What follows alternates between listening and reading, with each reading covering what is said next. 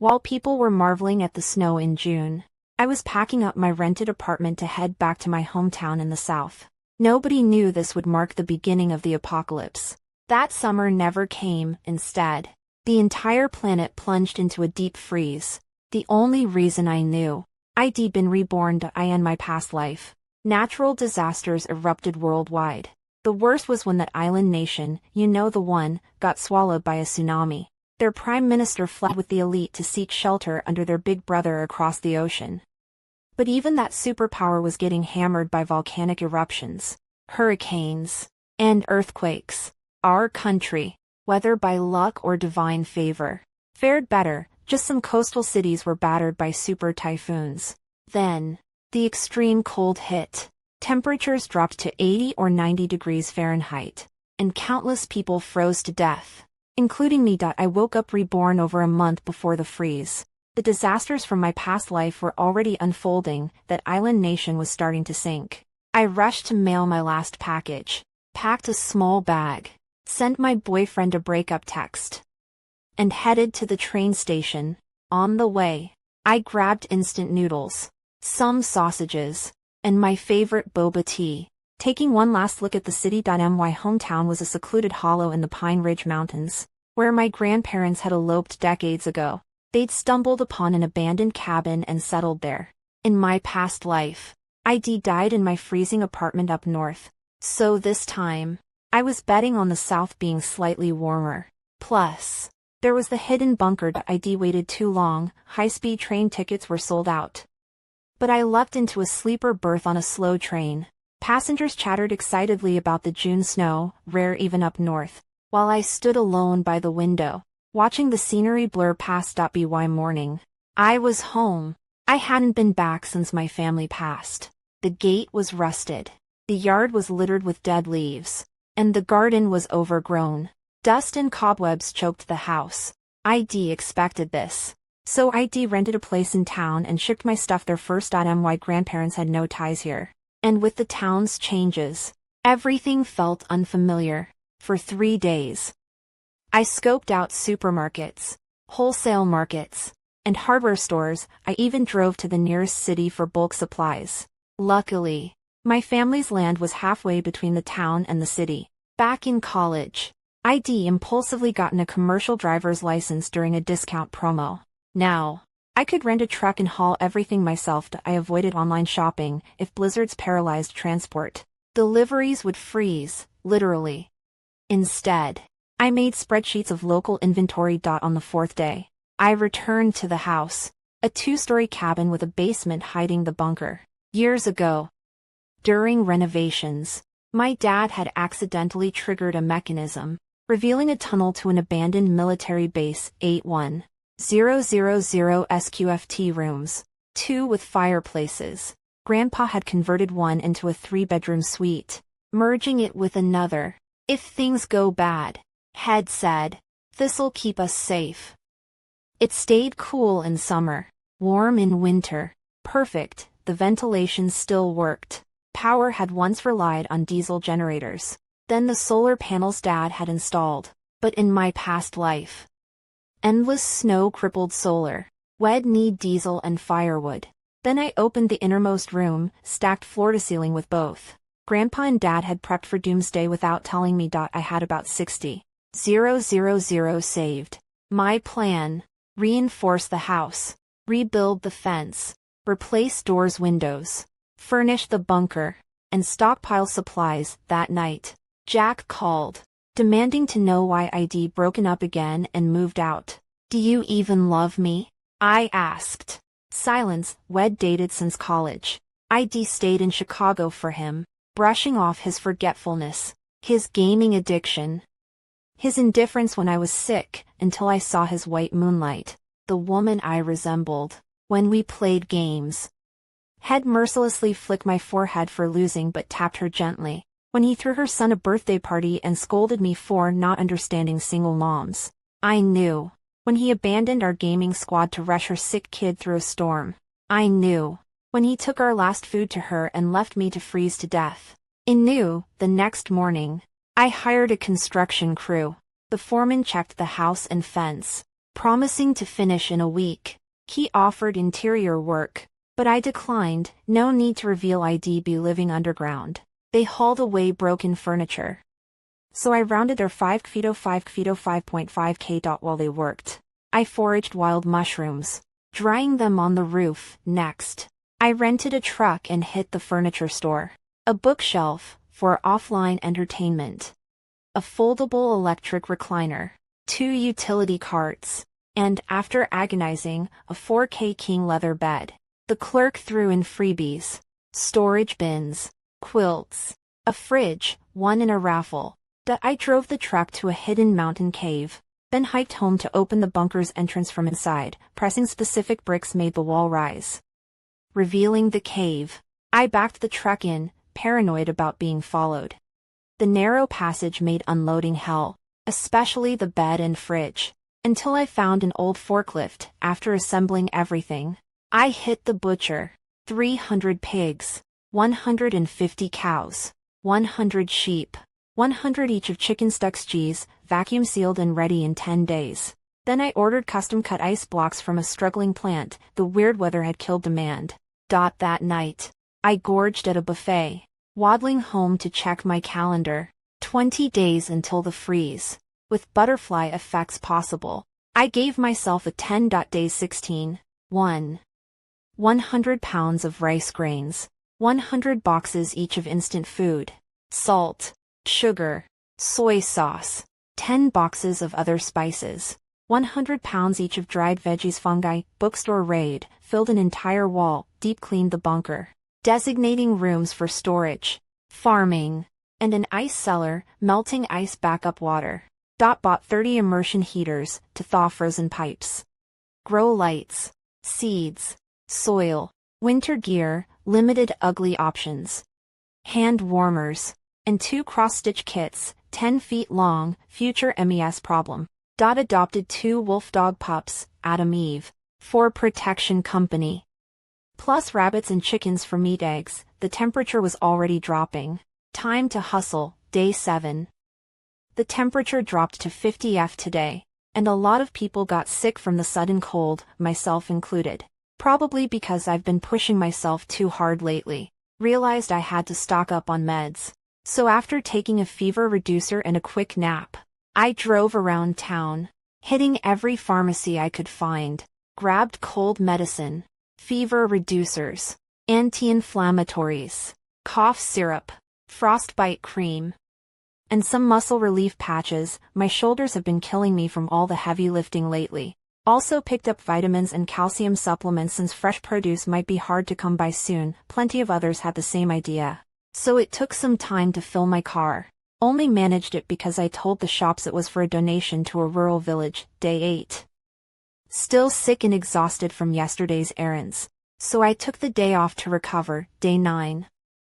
Bounced back, thanks to a decent immune system. But am behind schedule. Decided to haul all the vegetables back today. Prices were up, probably because more people were stocking up, so I focused on stuff that keeps well. Cabbage, radishes, potatoes, pumpkins, sweet potatoes. Grabbed some leafy greens, too. Filled the car, and headed back to base. Originally planned to make 3 trips, but I got there too late, and a lot was already sold out. Placed orders with the vendors, then rushed off to grab other supplies. Hit up a few gas stations for diesel, but they'd started limiting purchases, so I had to drive around. Also picked up a couple of kerosene lamps and managed to snag some kerosene through a contact, just in case. I bought 2 dozen fire extinguishers. Better safe than sorry. Day 10. Went to the ice plant to pick up my order. The truck wasn't big enough, so I could only fit 4 blocks at a time. Made 3 trips to get all the ice and water tanks back. After I had unloaded the last one, my electric forklift finally gave out. Grateful it held up till the end. No idea how I'd have moved those heavy tanks otherwise. Ate a quick lunch, then headed to the butcher's for meat. Another 3 trips. By the time everything was unloaded and stored, I was wiped. Decided to just stay at the base. Dinner was a self-heating chili pack. Then I spent an hour and a half assembling my new leather bed. Didn't even bother with sheets before collapsing onto it. Gotta say, that 4K bed was worth every penny. Later, I layered on 2 thick padded blankets, a wool throw, an electric blanket, and a full bedding set. Plus a down comforter and another wool one. Felt like sleeping on a cloud. Day 11. Surprisingly clear weather today. Woke up early to pick up my produce order at the farmer's market. Then tackled the water situation, called the supplier's ID bookmarked earlier and ordered 1,000 bottles of mineral water.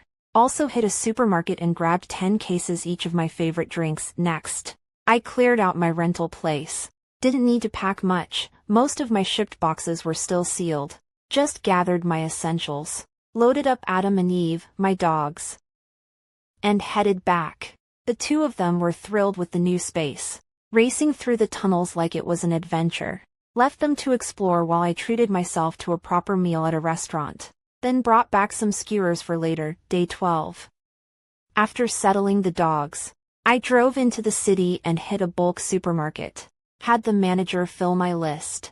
Frozen dumplings, hot pot meatballs, canned meats and fruits, and 10 cases of milk, short shelf life.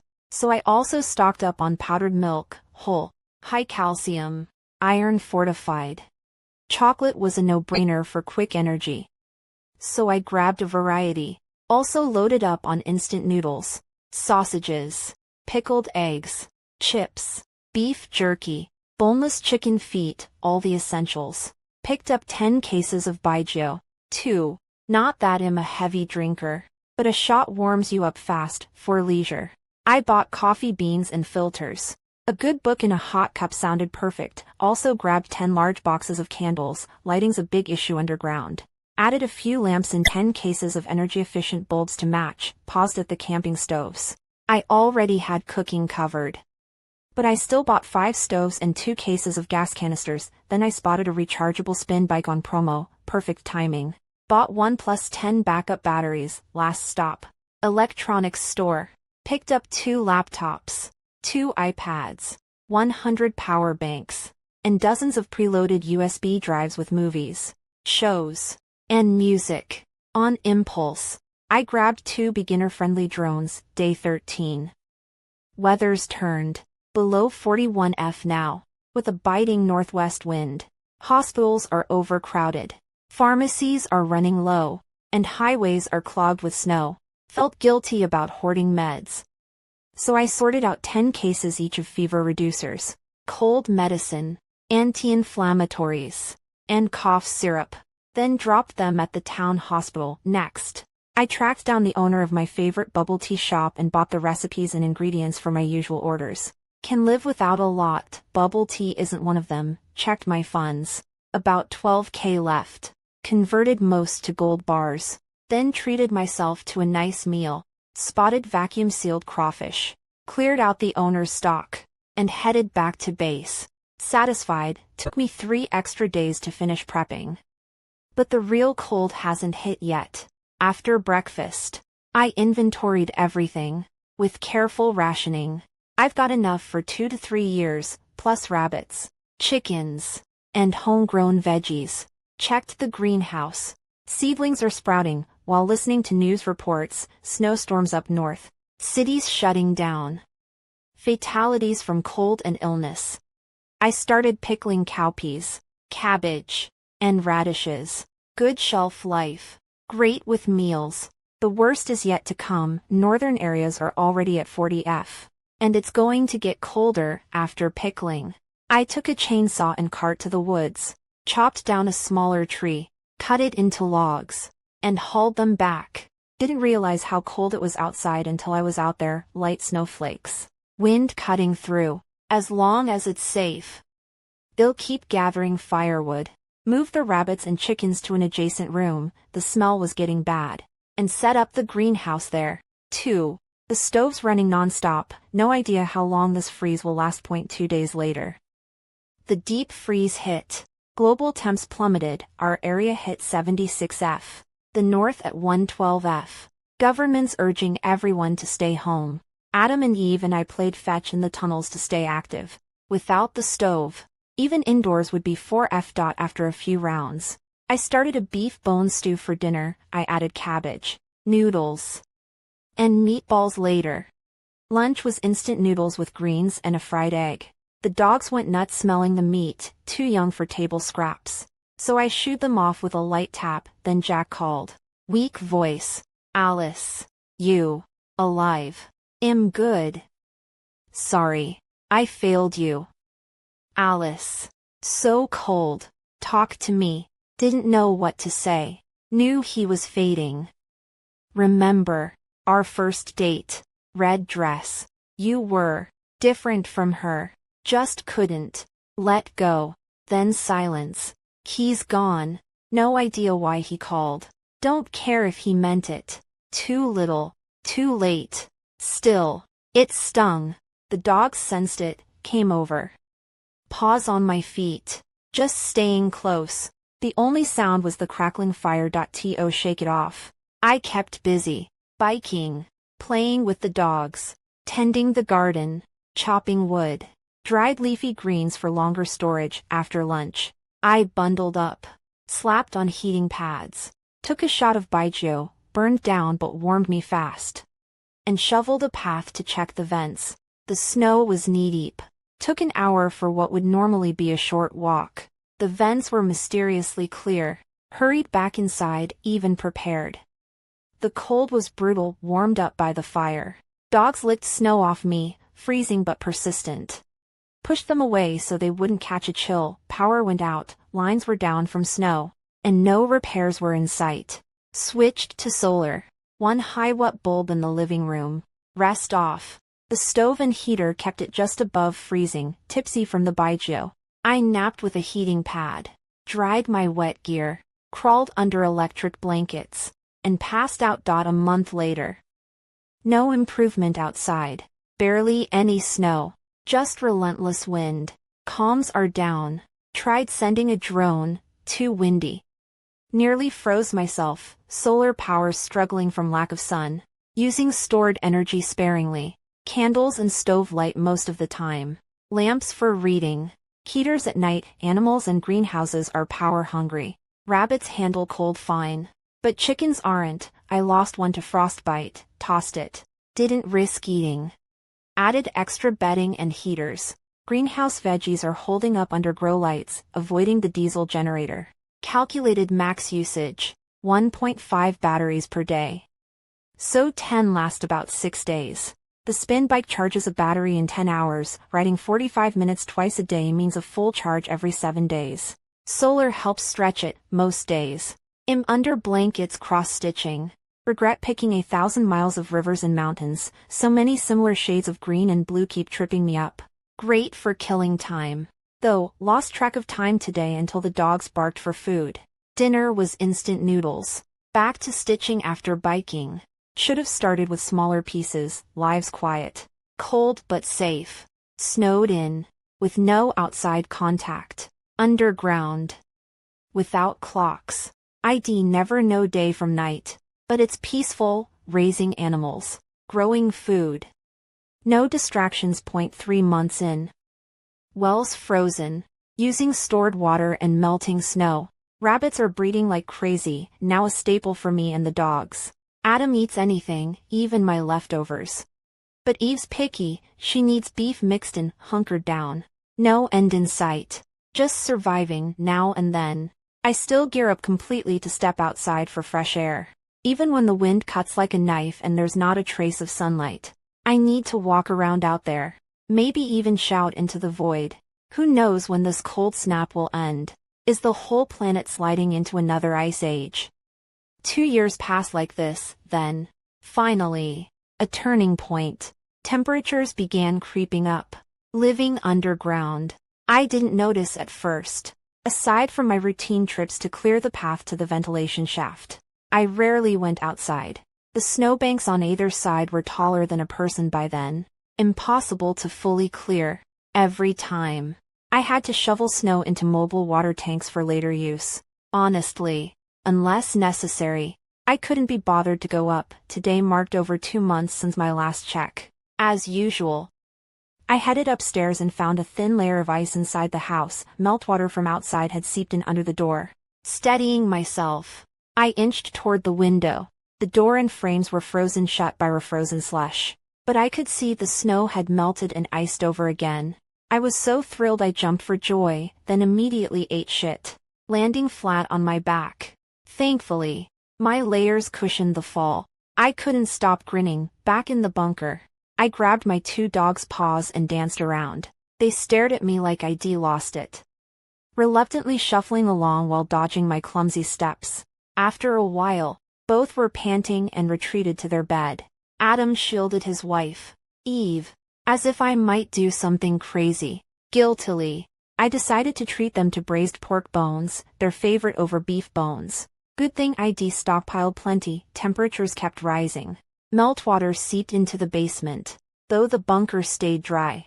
Eventually, I didn't even need the thermometer to feel the change. The sun finally stopped hiding behind clouds, peeking out now and then. My drone recon showed the world still blanketed in white. But frozen rivers were thawing, and the bunker's well had a shallow water level. No signs of survivors, though. Just me. Frozen corpses, houses crushed under snow, and toppled trees lining desolate roads. Despite the warming trend, I wasn't reckless enough to wander outside. With no government to maintain order, any survivors out there were dangerous. People get desperate, they do anything to hoard resources. I inventoried my self-defense tools. Chainsaw, axe, machete, kitchen knives. None felt right. In the wrong hands, they'd backfire. Then, I spotted an unexpected item. Jack's old baseball bat. I'd splurged on it during college, but had tossed it aside after graduation, just like had tossed me aside for his dream girl. Swinging it a few times, it felt solid, perfect. I kept it within arm's reach. Sure enough, trouble came. 2 men and a woman showed up. No idea how they found this place, but the bunker's walls carried their voices. They'd scaled the icy exterior, probably with tools. Note to self: I should have installed that electric fence. Boss, this place looks abandoned.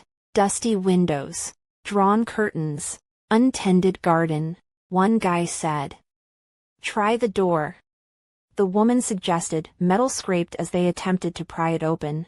I'd splurged on a top-tier security door. No way they'd break in easily. No luck. The door's solid. Locks tamper-proof. Even a locksmith would struggle, the guy reported. Come on. We can't stay here. Nightfall means temperature drops. Well, freeze, the woman whined. Can you reach the roof? A deeper voice asked.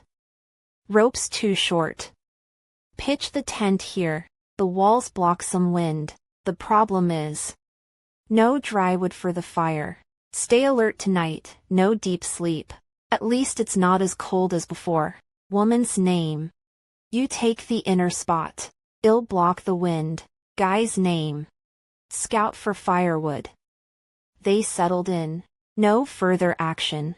Adam guarded the tunnel entrance. Ears pricked. Eve lounged by the main door. I shut down the fireplaces and switched to the diesel generator. 2 years of frugal use left 3 barrels. Enough for another 2. No smoke from vents meant no betraying my presence. Space heaters and electric blankets would do. With the dogs on watch, their hearing's insane. I slept soundly. Come morning, I rewarded them with canned meat since cooking wasn't an option. Eve got her favorite, a bowl of powdered milk. Tail wags galore. The trio had a rough night. The woman slept, the men didn't. One mentioned scouting the mountain. No animals. Likely all frozen in their dens. From their chatter, I gathered they'd holed up in an abandoned underground munitions factory with a group. Both men were ex-military, their grandfathers had worked there. But others had the same idea, leading to clashes. These 3 survived. The woman might be the older guy's sister. They'd hoped to hunt here but found nothing. My place showed no signs of life either. So they debated their next steps. I'd worried my cleared snow path might expose me, but refreezing had leveled it. Heavy blackout curtains hid everything. Windows were pricey blast-proof models with bars, even if shattered. A toddler couldn't squeeze in.